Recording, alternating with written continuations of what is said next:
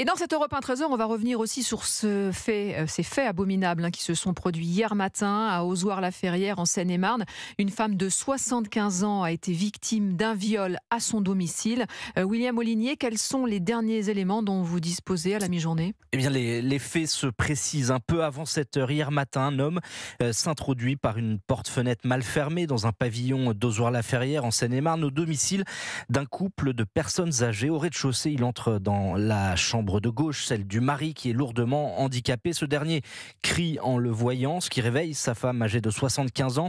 Elle dort dans une autre chambre. Elle tombe nez à nez avec cet individu d'une trentaine d'années. Il explique dans un premier temps qu'il ne lui veut pas de mal, mais il lui demande une fellation, ce qu'elle refuse. Il l'agrippe par le cou, la force à se déshabiller puis la viole. Avant de partir, il lui réclame 20 €. La victime lui donne le seul billet qu'elle a en poche, un billet de 50 €. Le signalement de l'agresseur a été diffusé dans les commissariats de la région. Il est de type africain, âgé d'environ 30 ans, corpulence mince et taille moyenne, 1,75 m. Il est activement recherché. Les images de vidéosurveillance de la ville sont actuellement exploitées. La victime, elle, a pu rapidement appeler son fils qui l'a emmené aux urgences d'un hôpital de Seine-et-Marne. Elle y a été hospitalisée. William Molinier pour Europe 1.